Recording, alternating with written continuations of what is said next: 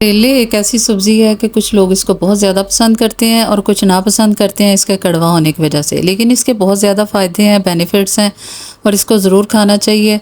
और मैं आज आपको एक ऐसे तरीके से बताऊंगी कि इंशाल्लाह ताला करेले कभी भी कड़वे नहीं बनेंगे। सीज़न की सब्ज़ी को सीज़न में ज़रूर ट्राई करना चाहिए ताकि हम इसके फ़ायदे जो हैं वो अच्छी तरह से हासिल कर सकें। बिस्मिल्लाहिर्रहमानिर्रहीम। अस्सलाम वालेकुम। कैसे हैं जी आप सब? आई होप सब ठीक ठाक होंगे, खुश होंगे। और इस दुआ के साथ आगाज़ करते हैं कि अल्लाह ताला आपको सेहत और ईमान की सलामती के साथ हमेशा खुश रखे, आमीन हम सबको। और यहाँ पर मैंने जी करेले ले लिए 1 किलो, उनको धो के काट के छील लिया और इसके अंदर से बीज निकाल लिए हैं। सेंटर में से एक कट लगाया और बीज निकाल लिए। इसके बाद इसके ऊपर नमक और लीमू 1 अदद लेके उसको मैंने अच्छी तरह से मल दिया अंदर और बाहर। और यहाँ पर जो इसका पील निकाला था वो भी मैंने ज़ाया नहीं किया, उसके ऊपर भी नमक और लीमू लगा दिया। 2 अदद प्याज चॉप किए हैं, 3 अदद टमाटर, 2-3 सब्ज़ मिर्चें, इनको भी चॉप करके रख लिया है। और इसके बाद ये है नमक, दड़ा मिर्च, हल्दी, ज़ीरा, खुश्क धनिया, चाट मसाला, काली मिर्च, अनारदाना और पिसा हुआ ताज़ा लहसुन। ये सारे मसाले हैं जो करेले के अंदर जाएंगे। इसके साथ है जी उबले हुए आलू, आधा किलो से थोड़े ज़्यादा आलू हैं जो मैंने ले लिए थे और इनको छोटा छोटा सा उबाल के चॉप कर लिया।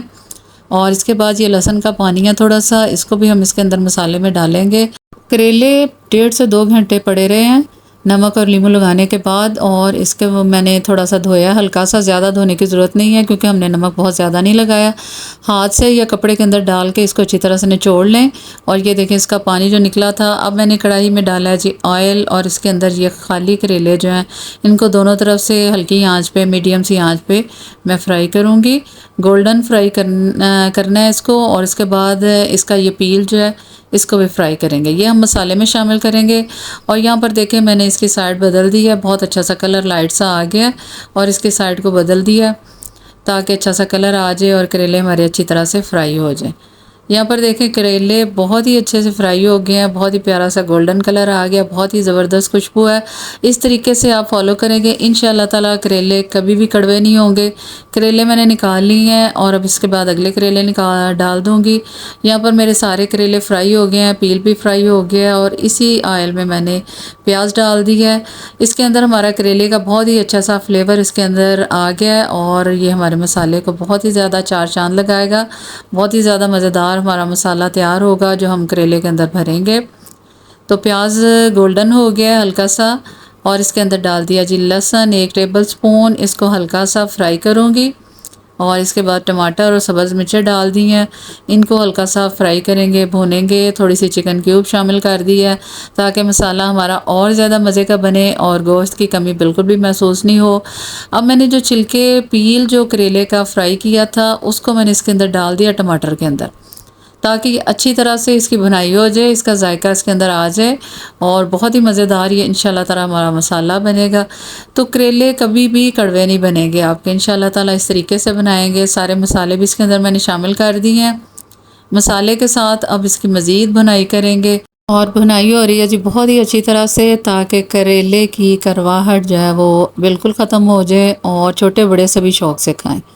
तो इंशाल्लाह ताला आपके करेले जब इस तरीके से बनाएंगे तो बहुत ही मज़े के बनेंगे। रेसिपी को पूरा देखें और पूरे तरीके से फॉलो करें और मेरे चैनल को सब्सक्राइब करें, लाइक करें, शेयर करें। आप सबकी पसंदीदगी का बेहद शुक्रिया। यहाँ पर मैंने आलू अब इसके अंदर शामिल कर दिए हैं।